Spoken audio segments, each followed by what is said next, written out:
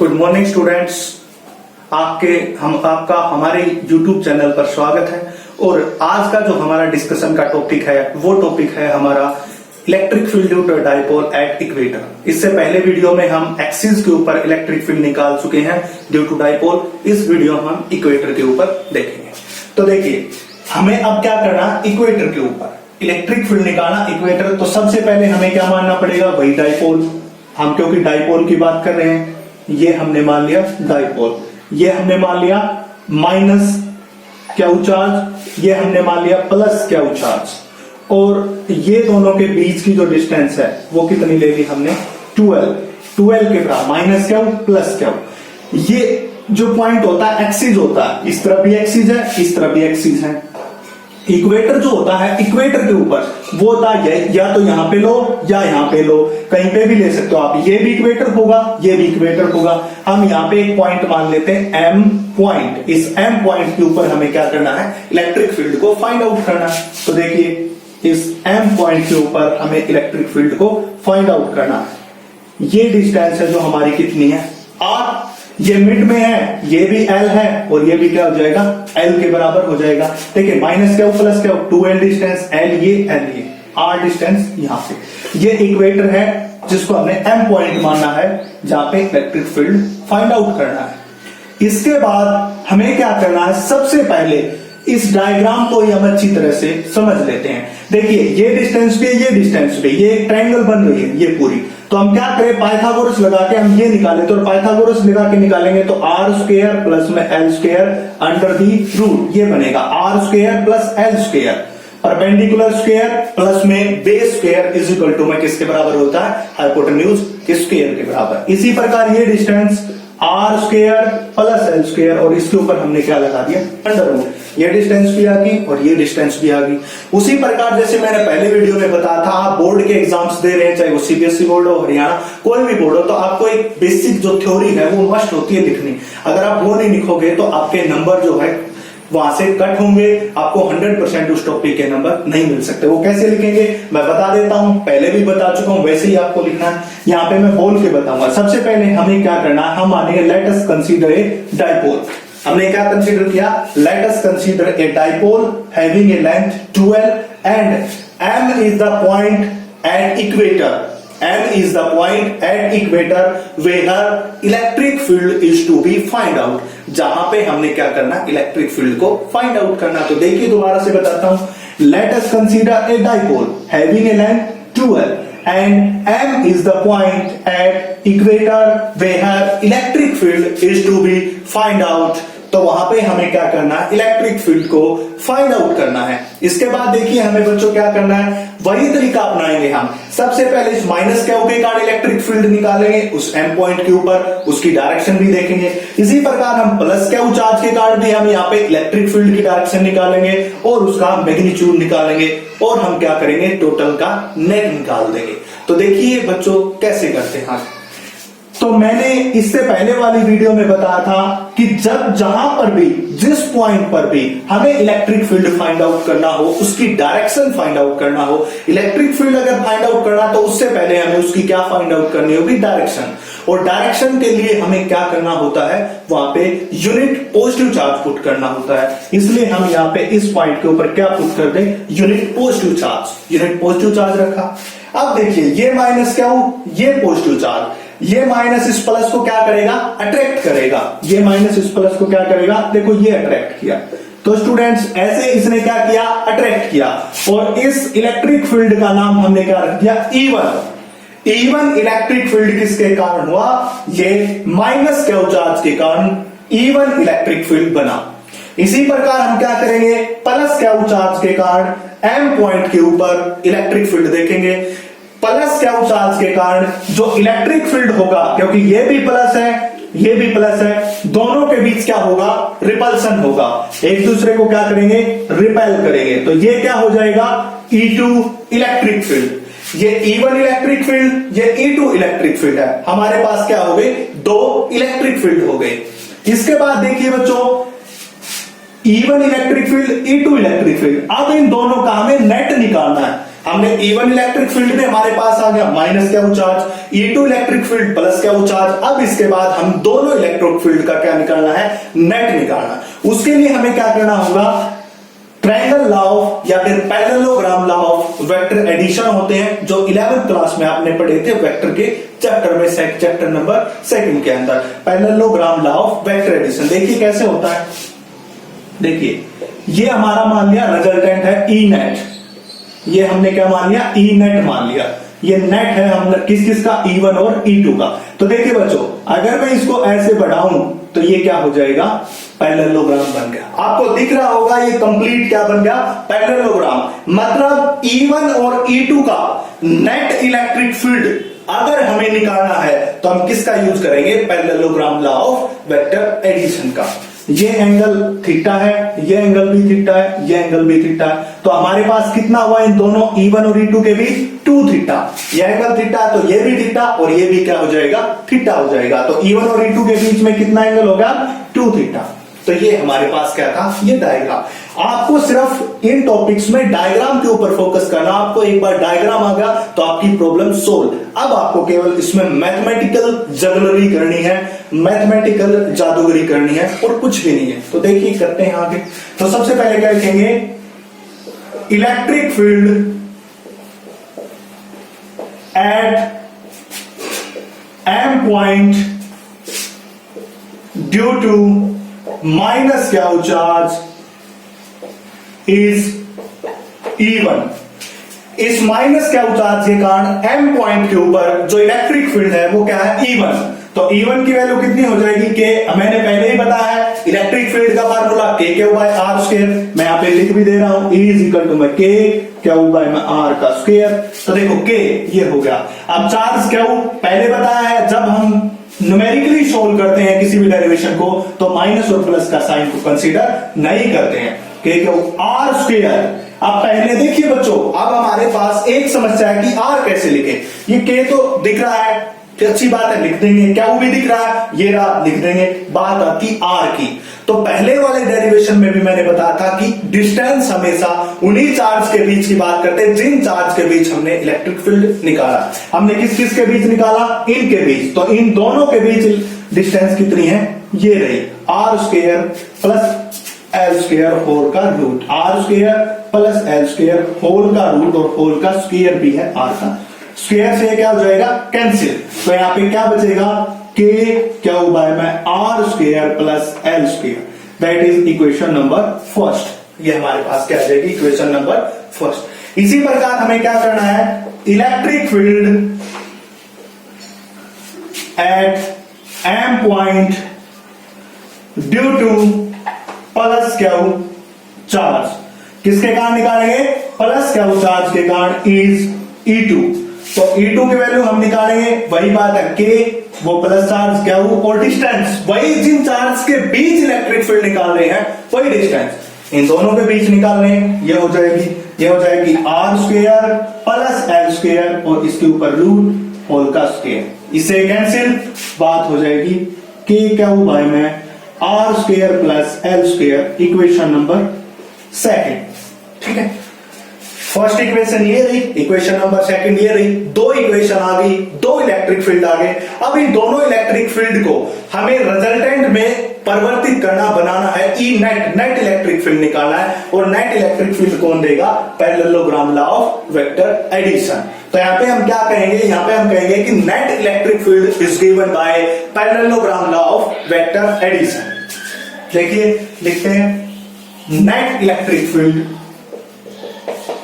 ई net, यहां पे छोटे में लिख देता हूं, E net is given by parallelogram law of vector addition.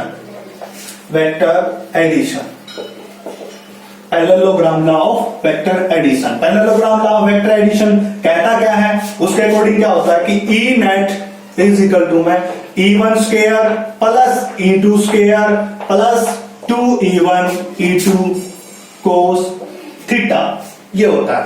और इसके ऊपर रूट 11th क्लास में पढ़ा था parallelogram law of vector addition. A² plus B² plus 2AB cos theta whole का रूट इज इक्वल टू में रिजल्टेंट, ये होता है। यहाँ पे रिजल्टेंट कौन होगा, नेट। ए का काम कौन कर रहा है, E1, बी का काम कौन कर रहा है, E2, 2E1 into cos theta.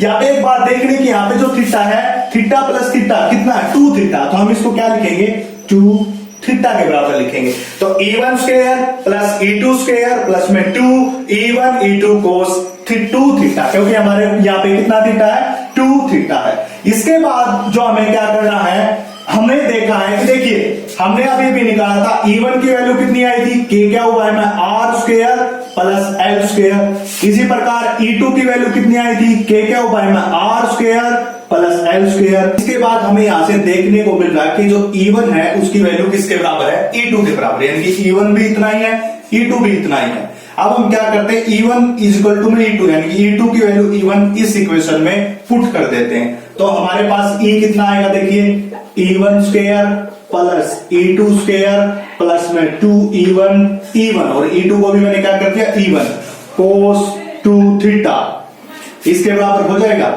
इसके बाद हमें क्या करना है, देखिए ये भी क्या बन जाएगा, यहां पे देखेंगे तो हम यहाँ पे इक्वेशन में क्या बन रहा है, E1 square plus E1 square plus E1 square, 2E1 square और 2E1 स्क्वायर कोस 2 थीटा, ये होगा। अब यहां पे भी 2E1 स्क्वायर है, यहां पे भी 2E1 स्क्वायर है, दोनों में से 2E1 स्क्वायर को हम क्या कर लेते हैं, कॉमन निकाल लेते हैं बाहर, तो क्या बचता है, देखिए। तो हमने क्या किया, इन दोनों में से क्या बाहर निकाल लिया बच्चों, 2E1 स्क्वायर को बाहर निकाल लिया, ये निकाल लिया 2E1 स्क्वायर को। यहां क्या बचा, 1 इसकी जगह, और वहां पे क्या बचा, कोस 2 थीटा, और इस पूरे के ऊपर क्या है, रूट है। मैथमेटिक्स का आपको पता ही है, मैथमेटिक्स में 1 प्लस में कोस 2 थीटा किसके बराबर होता है, 2 कोस स्क्वायर थीटा।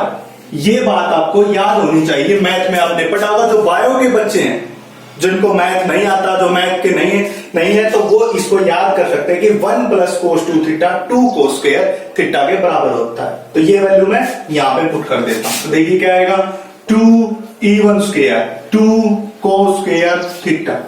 तो देखिए 2 2 जा 4, यहां पे बना 4E1 स्क्वायर कोस स्क्वायर थीटा, इसके ऊपर रूट लगा दिया हमने। अब इसके बाद इसको रूट से बाहर निकालते हैं, देखिए E की वैल्यू निकाल रहे हैं हम यहाँ पे, तो यहाँ पे क्या होगा, 4 का रूट 2, E1 स्क्वायर का E1 और कोस स्क्वायर थीटा को मैं कितना लिखूंगा, कोस थीटा। अब हमारा काम यहाँ पे E1 की वैल्यू और कोस थीटा की वैल्यू को पुट करना है। ये एंगल हमारे पास क्या है, थीटा, और E1 की वैल्यू पहले ही निकाल चुके हैं, किसके बराबर थी हमारी, के क्या हुआ है में R square plus L square. इसी प्रकार इस कोस थीटा की वैल्यू निकाल लेते हैं हम। कोस थीटा की वैल्यू निकालेंगे तो कितना होगा, क्या होता है, बेस बाय हाइपोटेन्यूज, इसका बेस कितना L, इसके लिए ये परपेंडिकुलर, ये बेस और ये hypotenuse, R square plus L square. और इस रूट को मैं क्या लिख सकता हूं, 1/2, रूट को हम 1/2 लिख सकते हैं। अब E1 और इसकी वैल्यू, इसको इस इक्वेशन में पुट कर देते हैं, E1 की वैल्यू और कोस थीटा की वैल्यू यहां पे पुट करते हैं, तो हमारे पास E कितना आएगा, 2 के क्या हूं, बाय में R square plus L square. उसके बाद कोस थीटा की वैल्यू पुट करेंगे, वो कितनी होगी, L बाय में R square plus L square की पावर 1/2। देखिए 1/2 पावर ये रही, 1 पावर ये रही, दोनों जुड़ के कितनी हो जाएंगी, 1 प्लस 1/2, ये पावर जुड़ेंगी तो 1 प्लस 1/2 कितना हो जाता है, 3/2, यानी कि इस R square plus L square की पावर कितनी हो जाएगी, 3/2। तो देखिए क्या होगा, यहां पे हमारे पास आ जाएगा, निकल के क्या निकल के आया, E इज इक्वल टू में 2 के क्या हो बाय में R square plus L square और इसकी पावर 3/2 और इसके साथ क्या है, L।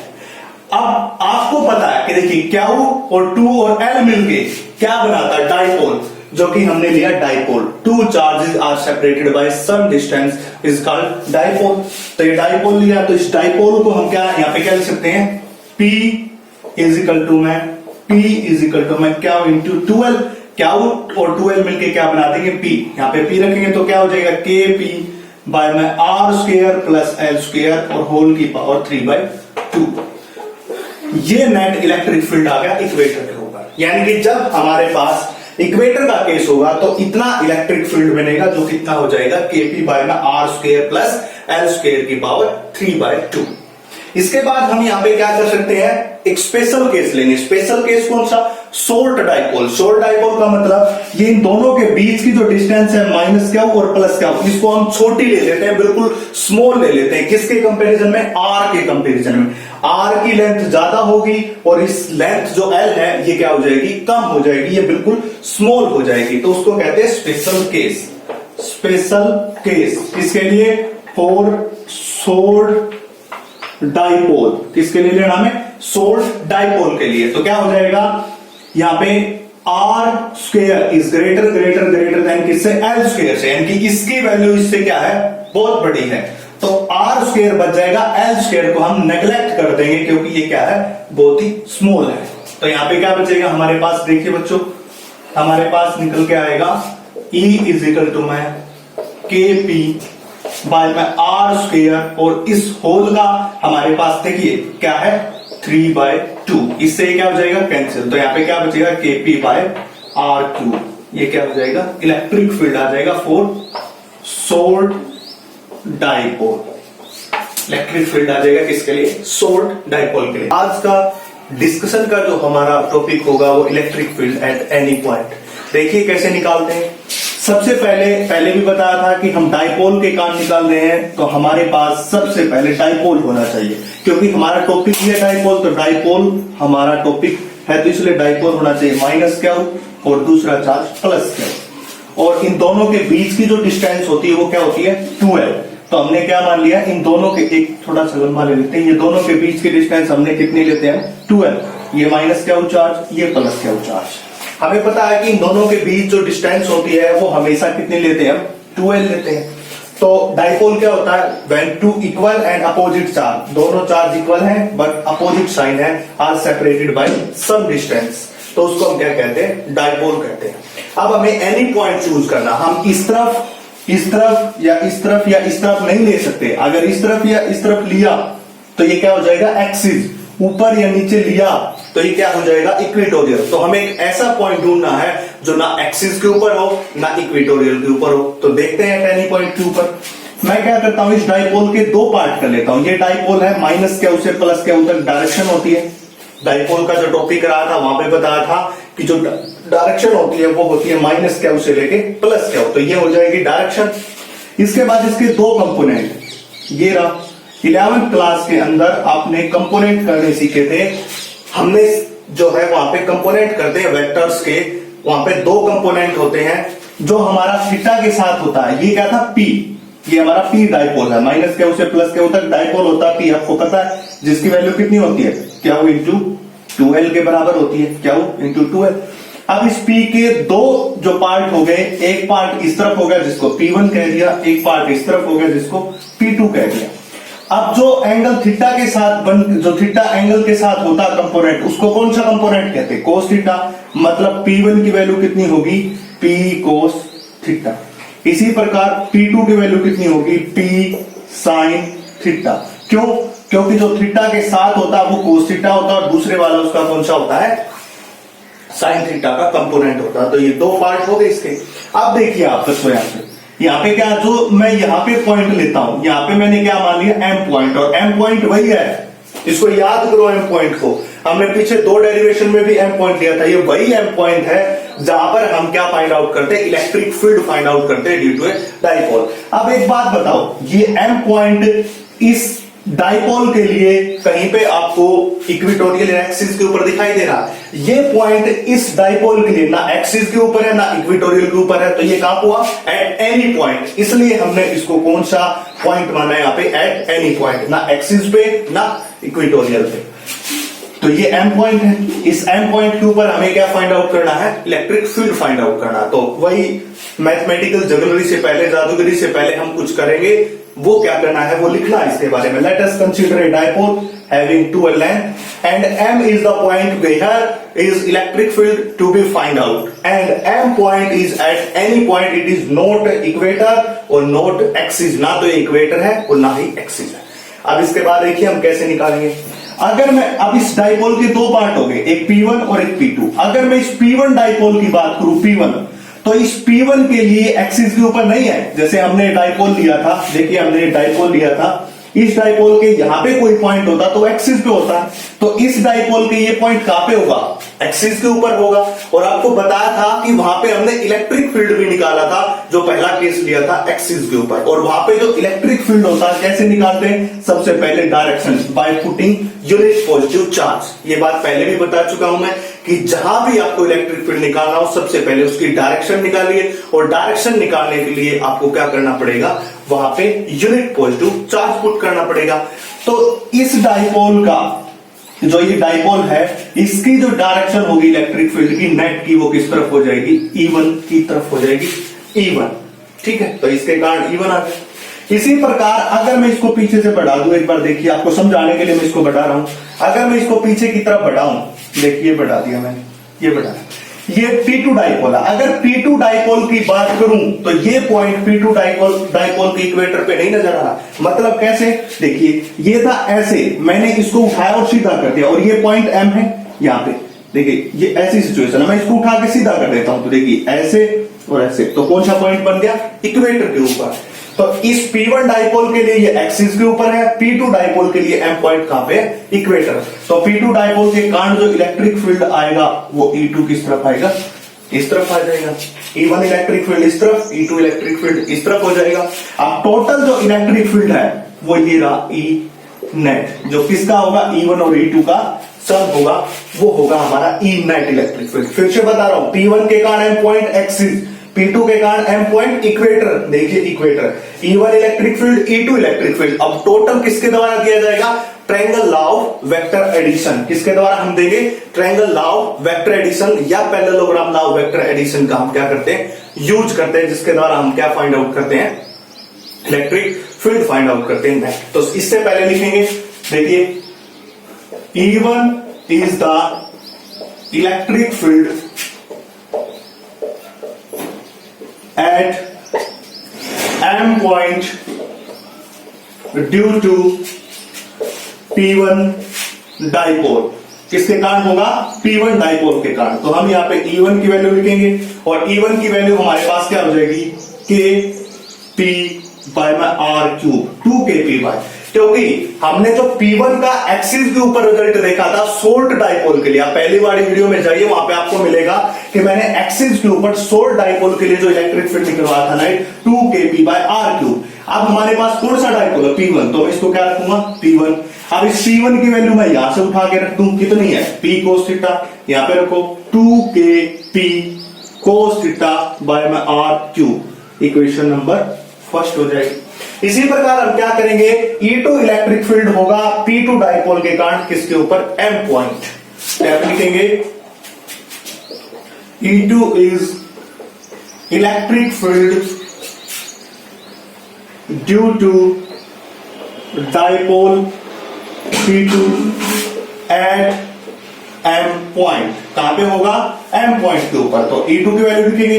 अब मैंने बताया था कि जो इक्वेटर की केस होता है, जो इक्वेटर का केस होता है, इक्वेटर में जो इलेक्ट्रिक फील्ड निकलवाया था शॉर्ट डाइपोल के लिए, उसकी वैल्यू कितनी आई थी, KP बाय R क्यूब। मैं ये बात पहले बता चुका हूं, पहले वाले लेक्चर्स में बता चुका हूं आपको कि जो E2 इलेक्ट्रिक फील्ड जब इक्वेटर के ऊपर होता है शॉर्ट डाइपोल के लिए ये रिजल्ट होता है, और एक्सिस के लिए शॉर्ट डाइपोल के लिए ये रिजल्ट होता है। और हम यहाँ पे किसकी बात कर रहे हैं, P2 डाइपोल, तो इसको मैं क्या लिखूंगा, P2। अब P2 की वैल्यू हम यहां से उठाते हैं और इसमें पुट कर देते हैं, तो देखिए ये पुट कर दी, क्या हो जाएगा, KP sine theta by R का क्यूब, ये हो जाएगी इक्वेशन नंबर सेकंड। वहां से P2 की वैल्यू इसमें रखी, हमारे पास आ KP sine theta by R cube के बराबर। ये बात आई समझ में। इसके बाद हमें क्या रहेगा, net result, net electric field, वो लिखा हुआ उस डायग्राम में।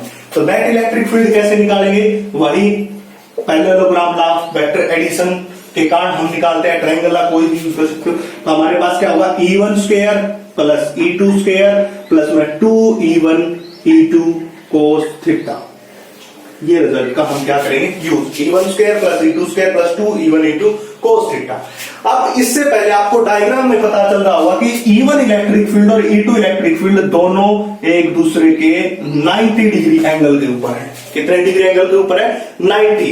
यानी कि जो E1 इलेक्ट्रिक फील्ड है वो परपेंडिकुलर है किसके, E2 इलेक्ट्रिक फील्ड के। तो कैसे लिखेंगे, यहाँ पे थीटा कितना होगा, देखिए यहाँ पे थीटा कितना होगा, 90 डिग्री।